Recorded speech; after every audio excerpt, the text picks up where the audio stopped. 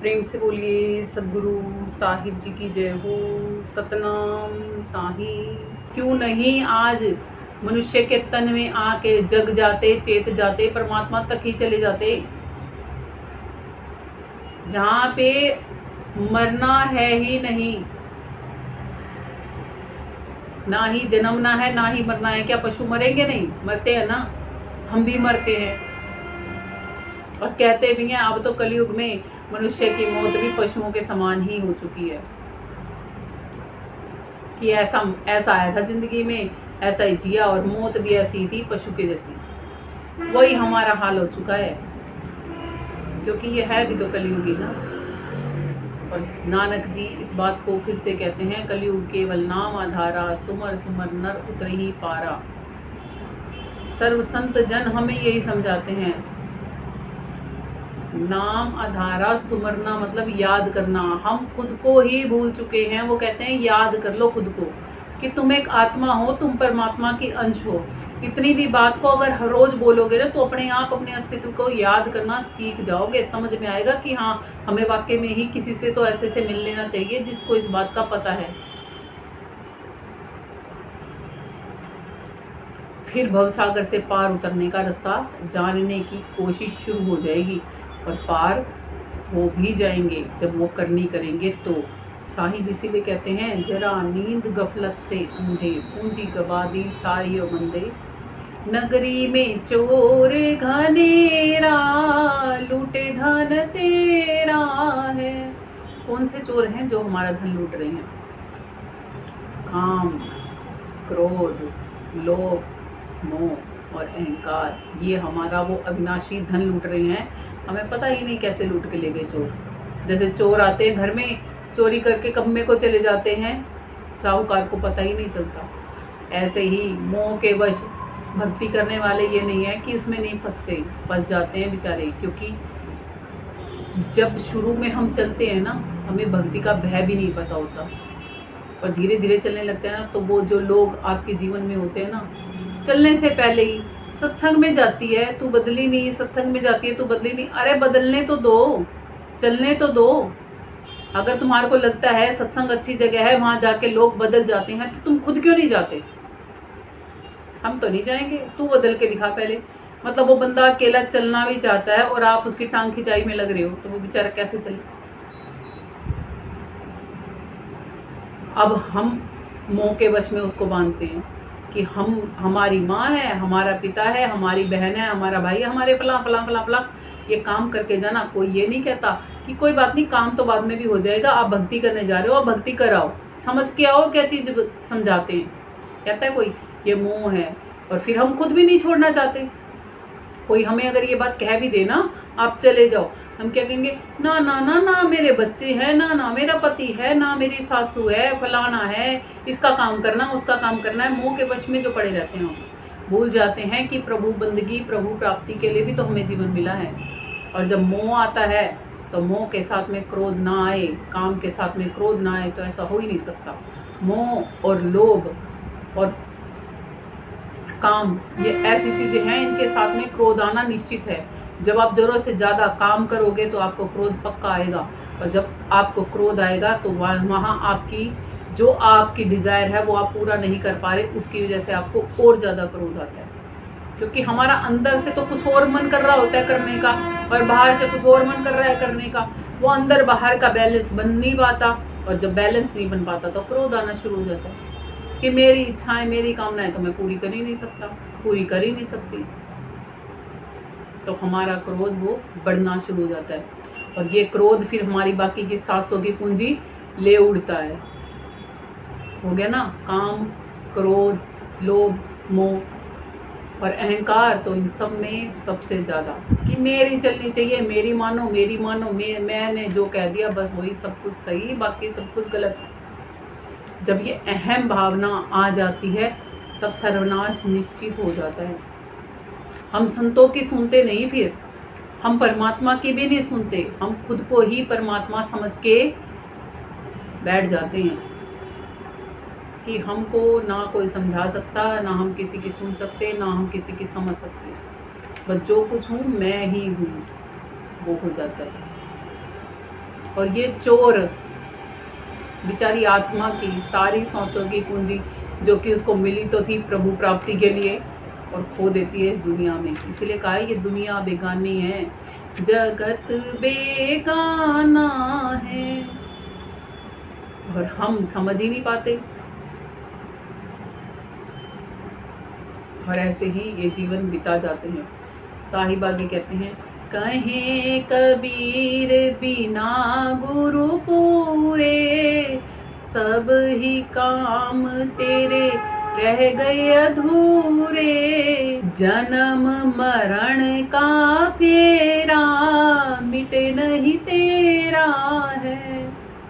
क्योंकि वो गुरु धारण ही नहीं किया जो जन्म मरण का फेरा मिटा सकता था। हमारे काम जो अधूरे पड़े हैं ना, कहते हैं ना हमारे काम ही नहीं खत्म होते, हम ही खत्म हो जाते हैं। सुबह से लगो शाम तक काम करते रहो, 1 साल 2 साल 3 साल चाहे सारी उम्र काम कर लेना, ये काम कभी खत्म नहीं हुए।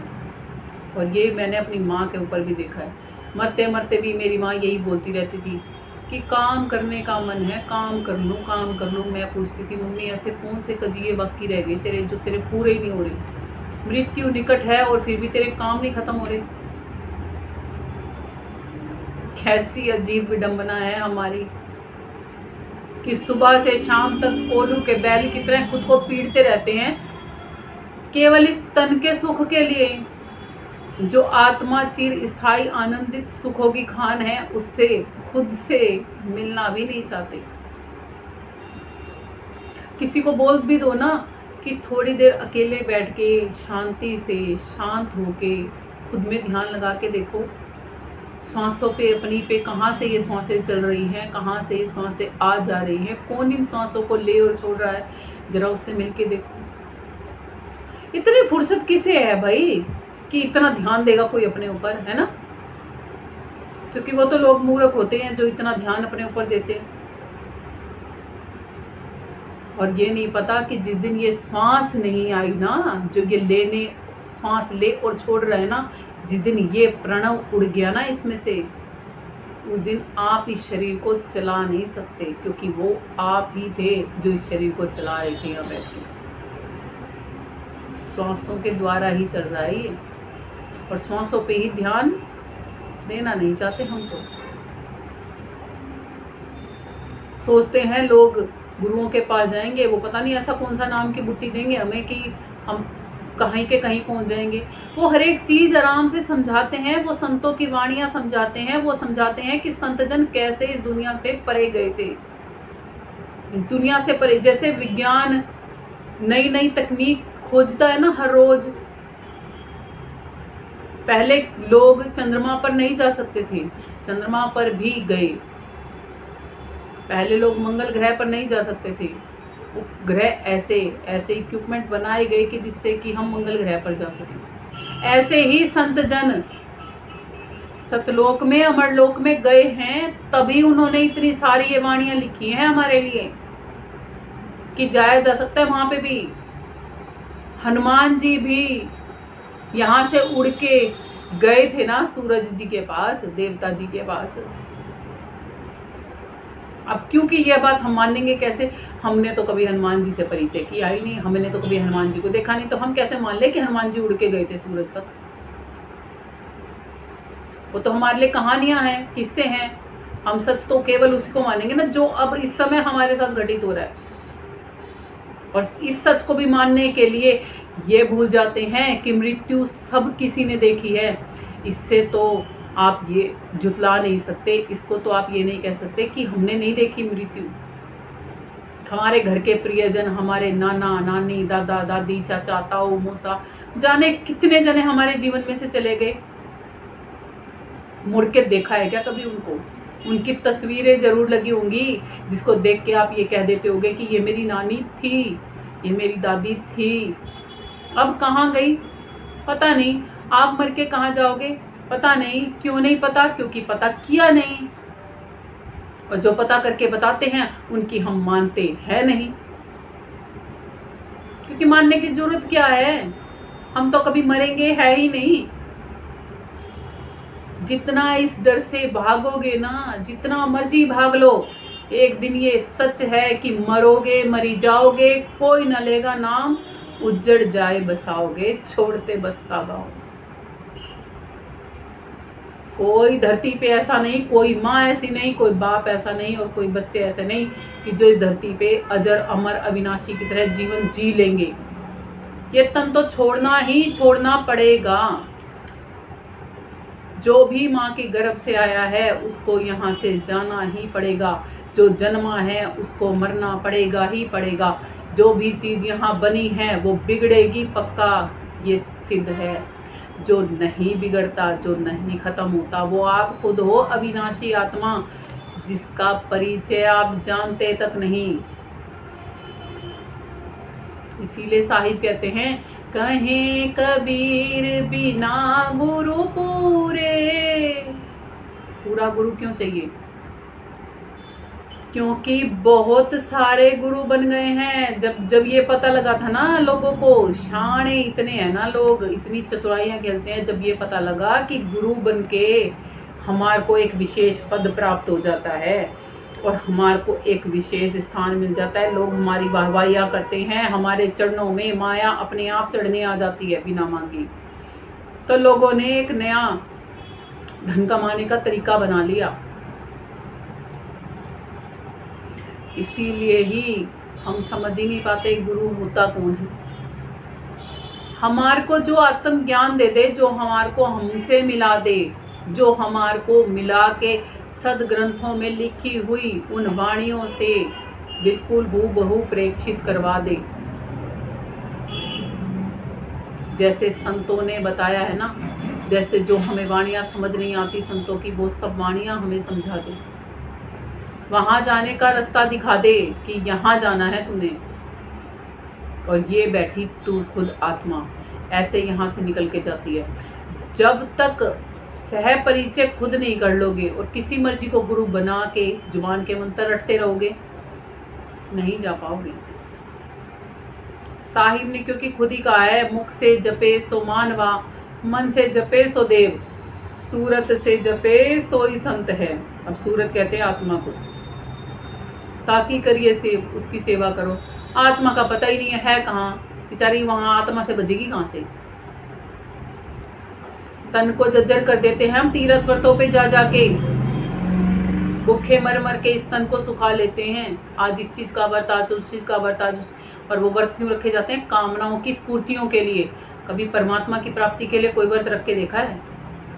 क्योंकि परमात्मा ने कोई व्रत बनाया ही नहीं है, तो परमात्मा की प्राप्ति के लिए कोई व्रत रखना भी नहीं पड़ता। परमात्मा की प्राप्ति के लिए परमात्मा को देखा जाता है।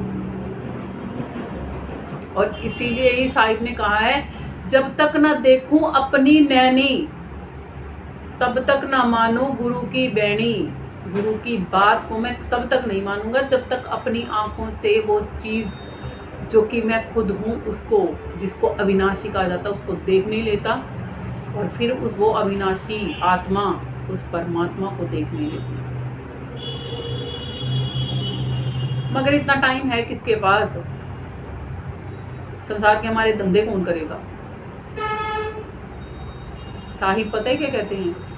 5 पहर धंधे गया, 3 पहर रहा सोए, 1 पहर भी प्रभु नहीं बजा, बंदे तेरी मुक्ति कैसे होए। 5 पहर धंधे में लगाए, 8 पहर का एक दिन होता है, 24 घंटे का एक दिन होता है, ठीक है।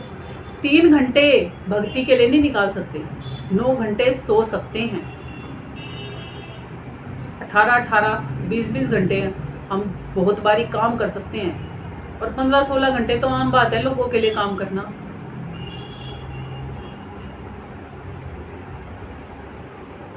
फिर भक्ति के लिए टाइम है कहाँ? मगर ये नहीं कर सकते कि भाई जरूरी है 12-12, 18-18 घंटे काम करना, जरूरी तो नहीं है ना। कम कर लो थोड़ा सा काम।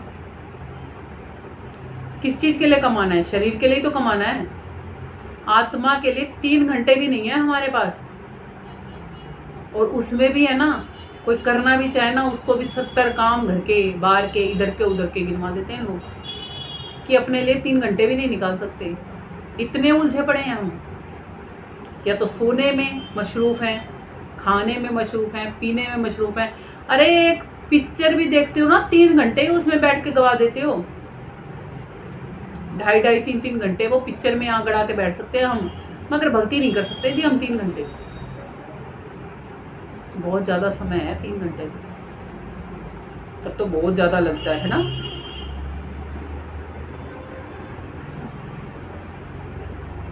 क्या होगा आखिरकार में हमारा।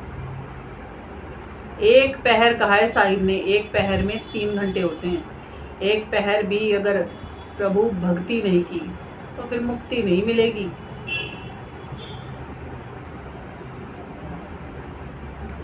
और ये सब सच्चे शब्द भेदी संत ही बता सकते हैं, वो पूरे गुरु बता सकते हैं। झूठे गुरुआ बहुत हैं इस जग माही, ठगे धन दुख काहू नाही। झूठे गुरुओं के पास जाते हैं मनोकामनाओं की पूर्ति के लिए। अक्सर मैंने देखा है, मुझसे भी बहुत सारे लोग ऐसे पूछते हैं, जी ये मैं यूं दुखी हूँ, मैं यूं कर लूँ, मैं वो दुखी हूँ, मैं यूं कर। अरे क्या तुम ये संसार के सारा दिन दुखी सुखी यही पूछते रहते हो? कभी ये पूछते हो मैं भक्ति कर लूँ? भक्ति कैसे होगी? मैं खुद कहाँ बैठी हूँ, मैं खुद कहाँ बैठा हूँ? इस पूरे तन को मैं चलाने वाली सत्ता हूँ।